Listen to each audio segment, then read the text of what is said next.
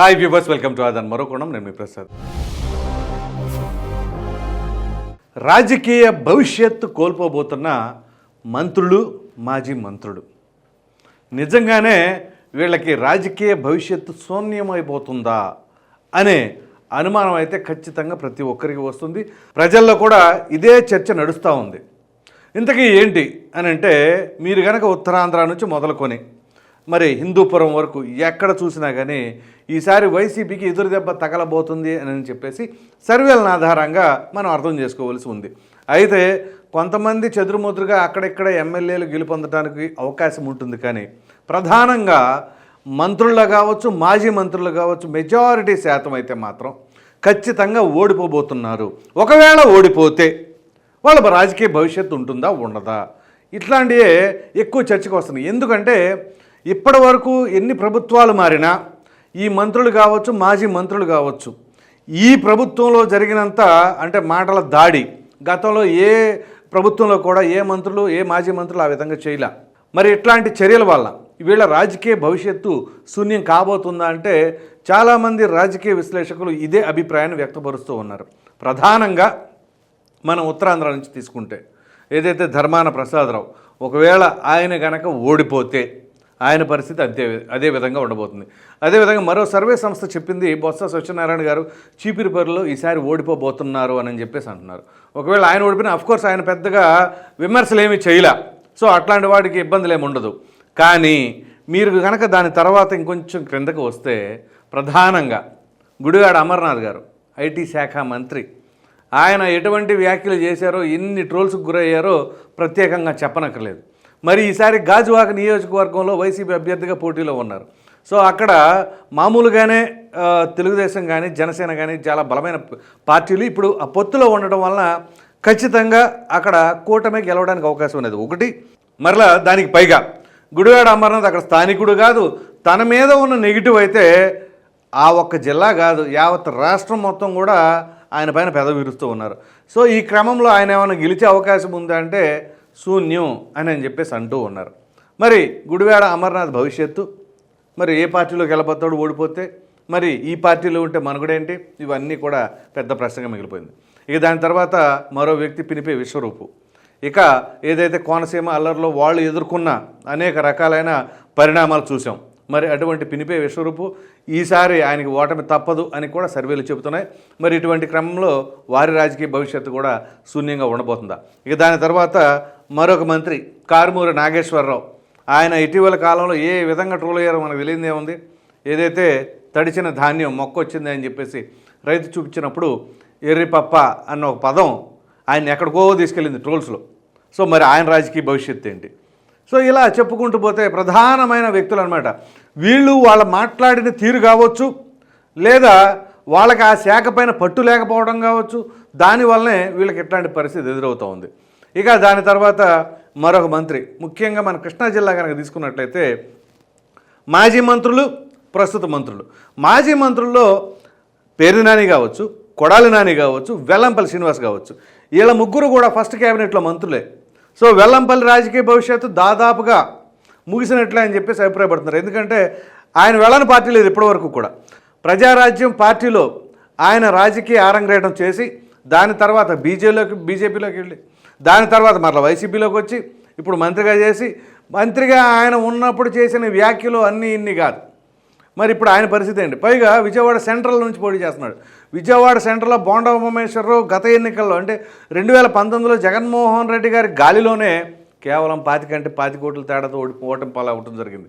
మరి అటువంటిది ఈసారి మరి వెల్లంపల్లి ఏ విధంగా బోండా ఉమా గారిని ఎదుర్కోబోతున్నారు అనేది కూడా చాలా ప్రశ్నార్థకమైంది.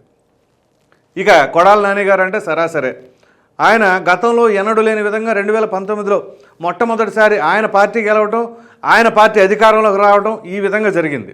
మరి అటువంటి క్రమంలో మరి ఈయన ఎప్పుడూ లేని విధంగా నోరు పారేసుకోవడం కావచ్చు, అనేక రకాలైన జుగుత్సాపరకరమైన కామెంట్స్. సో దాని వలన చివరికి ఇప్పుడు ఆయన ఓటమి పాలబోతున్నారు వెనిగళ్ల రాము చేతిలో. పైగా కూటమి అధికారంలో రాబోతుంది. సో కొడాలి నాని రాజకీయ భవిష్యత్తు కూడా ముగిసిపోయింది అని చెప్పేసి అభిప్రాయపడుతుంది. ఇవన్నీ కూడా కండిషన్స్ అప్లై అండి. ఏంటి అంటే ఒకవేళ కూటమి అధికారంలోకి వస్తే లేకపోతే మాత్రం ఎటువంటి ఇబ్బంది ఉండదు, వాళ్ళ పనులు వాళ్ళు చేసుకుంటూ వెళ్ళిపోతారు గతంలో లాగానే. ఇక దాని తర్వాత వల్లభనేని వంశీ ఆయన పరిస్థితి సరాసరి. ఆయన ప్రస్తుతానికైతే అమెరికాలో ఉన్నారు అని చెప్పేసి వార్తలు వస్తున్నాయి. అదేవిధంగా ఆయన అమెరికాలో సెటిల్ అయిపోవాలనుకుంటున్నారు. ఆయన ఎన్ని రాయబారాలు నడిపినా కానీ అది వర్కౌట్ అవ్వట్లేదు అనే ఉద్దేశం కూడా ఉంది. సో ఆయన పరిస్థితి అలాగుంది. ఇక మరో మాజీ మంత్రి పేర్ని నాని, ఆయన కుమారుని ఎంట్రీ చేశారు. సో ఇప్పుడున్న పరిణామాల్లో అక్కడ పరిస్థితి అంతంత మాత్రంగా ఉంది. ఎందుకంటే మచిలీపట్నంలో 2019లోనే అప్పుడు త్రిముఖ పోటీ జరిగినప్పుడు ఏదైతే జనసేన పార్టీ తరఫున బండి రామకృష్ణారెడ్డి గారు ఆయనకు మంచి పట్టుంది, సో ఆయనకు కూడా మంచి ఆదరణ ఉంది. అటువంటి సమయంలోనే త్రిముఖ పోటీలోనే ఏదో ఒక 6,600 ఓట్ల మెజారిటీతో కొంత గెలుపంతో జరిగింది పేర్ని నాని గారు, ఏది ఆ గాలిలోనే. సో అటువంటిది ఈ తరుణంలో ఇక్కడ టీడీపీ జనసేన కూటమి. ఇక్కడ ముఖ్యమైన అంశం ఏంటి అంటే మచిలీపట్నంలో పల్లెకారుల సామాజిక వర్గం ఎక్కువ, కాపు సామాజిక వర్గం ఎక్కువ. మరి ఈ రెండు సామాజిక వర్గాలు ఎక్కువైనప్పుడు పల్లెకారుల సామాజిక వర్గానికి సంబంధించిన కొల్లు రవీంద్ర కావచ్చు, అలాగే పవన్ కళ్యాణ్ గారు మద్దతు పలికారు కాబట్టి కాపు సామాజిక వర్గ ఓటర్లందరూ కూడా గంప గుర్తుగా ఈసారి కూటమి వైపు వెళ్ళడానికి అవకాశం ఉంటుంది.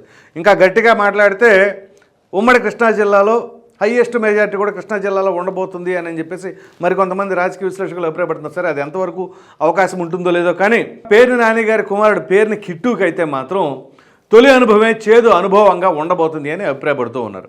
ఇక దాని తర్వాత మరో మంత్రి జోగి రమేష్ గారు, ఇక ఆయన అంటారా వీళ్ళందరూ ఒక ఎత్తు, ఆయన ఒక్కడే ఒక ఎత్తు, ప్రస్తుత గృహ నిర్మాణ శాఖ మంత్రి పైగా. మరి అటువంటి ఆయన తీసుకెళ్లి పెనలూరులో వేశారు.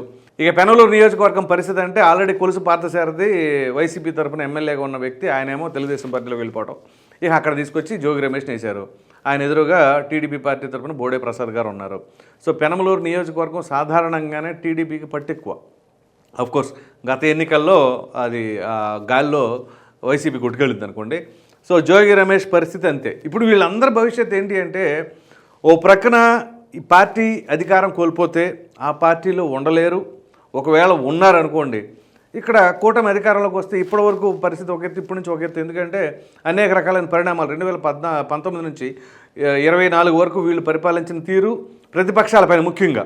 మరి అటువంటి తరుణంలో వీళ్ళని అంత సాదాసీదాగా వదిలేసే పరిస్థితి ఉంటుందా?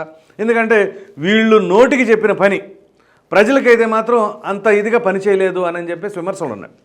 సో మరి వీళ్ళందరి భవిష్యత్తు కావచ్చు, వీళ్ళ పరిస్థితి కావచ్చు ఏ విధంగా ఉండబోతుంది. ఇక దాని తర్వాత మనం గుంటూరు జిల్లాకు వస్తే మాజీ మంత్రి ఎవరైతే ఉన్నారో మేకతోటి సుచరిత గారు, ఆవిడ చాలా సాఫ్ట్గా సైలెంట్ అయిపోయారు కాబట్టి ఇబ్బంది ఏమి ఉండదు. ఇక దాని తర్వాత వేమూరు నాగార్జున ప్రస్తుత మంత్రి, ఆయన కొంత దూకుడుగా వ్యవహరించినప్పటికీ తర్వాత సైలెంట్ అయిపోయారు.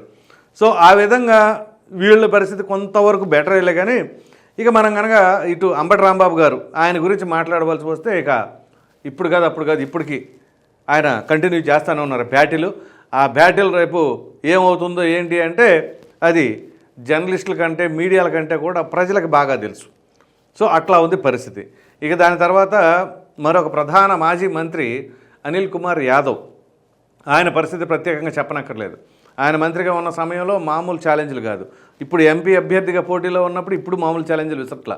మరి ఎట్లా ఉండబోతుంది ఏంటి అనేది కూడా ఆలోచించవలసి ఉంటుంది. ఇక అదేవిధంగా ఆదిమలపు సురేష్ గారు అంటే ఆయన పెద్దగా రియాక్షన్స్ ఏమి ఇవ్వలేదులే. కానీ బాలినేని శ్రీనివాసరెడ్డి గారు కూడా మాజీ మంత్రి, ఆయన సైలెంట్ అయ్యారు. సో ఈ విధంగా ఇక్కడ కొంతవరకు ఈ కోస్టల్లో ఉన్న వాళ్ళలో కొంతమంది పర్వాలేదు, ఎక్కువ శాతం మంది మాత్రం చంద్రబాబు నాయుడు గారిపైన, పవన్ కళ్యాణ్ గారిపైన వ్యక్తిగతంగా టార్గెట్ చేయడం. సో దానివలన వీళ్ళకి తీరని నష్టం జరిగింది అని చెప్పేసి అభిప్రాయం వ్యక్తపరుస్తున్నారు. ఇక దాంతోపాటు మరో కీలకమైన వ్యక్తి మనం మర్చిపోలేంలేండి, ఎవరంటే రోజా గారు. ఆవిడ కూడా చాలా స్ట్రాంగ్గా, మామూలు కౌంటర్లు కాదు, సెటైర్లు. సో ఆ విధంగా ఇక లాస్ట్ బట్ నాట్ లీస్ట్ అన్నట్లుగా విడుదల రజనీ గారు, ఆవిడ ప్రస్తుత మంత్రి. అఫ్కోర్స్ ఆవిడ కూడా కొన్ని ట్రోల్స్ గురైంది. బాబు గారు పెట్టిన మొక్క అని చెప్పేసి అప్పుడు, ఆ తర్వాత చంద్రబాబు నాయుడు గారి గురించి కానీ లేకపోతే జగన్మోహన్ రెడ్డి గారిని పొగడతాం కావచ్చు, అవన్నీ కూడా విపరీతమైన ట్రోల్స్ వచ్చినాయి. కాకపోతే ఇటీవల కొంతకాలంగా ఆవిడ వాయిస్ కూడా సైలెంట్ అయిపోయింది. సో ఈ విధంగా ప్రముఖులు అయితే మాత్రం రాజకీయ భవిష్యత్తు లేకుండా కోల్పోతున్నారు. వీళ్ళు ఇప్పుడు ఏ ముఖం పెట్టుకొని కూటమి వైపు వస్తారు. ఒకవేళ కూటమి వైపు వచ్చిన ఆ నాయకులు ఏమైనా ఆదరించే పరిస్థితి ఉంటుందా? పర్వాలేదులే, జరిగిపోయిందమ్మా రండి అని చెప్పేసి అంటారా అంటే ఆ పరిస్థితి అయితే కనబడట్లేదు అని చెప్పేసి అభిప్రాయపడుతుంది. అయితే ఇక్కడ ఒకవేళ కూటమి అధికారంలోకి వస్తే వీళ్ళల్లో ఏమైనా గెలుపొందినా ఓడిపోయినా వీలైనంత వరకు పార్టీ ఫిరాయించడానికి అయితే రెడీగా ఉన్నారు అనే అభిప్రాయాన్ని కూడా వ్యక్తపరుస్తున్నారు. అయితే వీళ్ళల్లో కొంతమంది కరుడు కట్టిన వైసీపీ భక్తులు ఉన్నారు కదా, వాళ్ళకైతే మాత్రం అటు రావడానికి వాళ్ళకి ఇష్టం ఉండదు, చేర్చుకోవడానికి వీళ్ళకి ఇష్టం ఉండదు.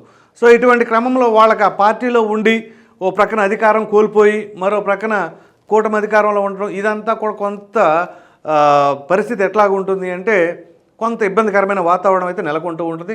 మరి చూద్దాం, ఒకవేళ కూటమి అధికారంలో కనుక వస్తే ఈ రాజకీయ ప్రముఖులు, మంత్రులు, మాజీ మంత్రులు వీళ్ళ భవిష్యత్తు ఏమై ఉండబోతుంది, ఎలా ఉండబోతుంది అనేది తెలియాలి అంటే ఎన్నికల వరకు వేచి చూడవలసింది. ఒకవేళ అలా కాకుండా వైసీపీ అధికారంలోకి వచ్చిందనుకోండి, వీళ్ళకి వచ్చిన డోకా ఏమీ లేదు, ఇబ్బంది ఏం లేదు. సో అది మొత్తానికి పరిస్థితి. ఈ వీడియో కనుక మీకు నచ్చినట్లయితే లైక్ చేయండి, షేర్ చేయండి. అదేవిధంగా రాజకీయ భవిష్యత్తు కోల్పోబోతున్న మంత్రులు మరియు మాజీ మంత్రులు అన్న దానిపైన మీ విలువైన అభిప్రాయాన్ని కామెంట్ రూపంలో ఖచ్చితంగా తెలియజేయండి. మరిన్ని వీడియోస్ కోసం మన ఆదాయం ఛానల్ని సబ్స్క్రైబ్ చేయడం మాత్రం మర్చిపోకండి. Thank you.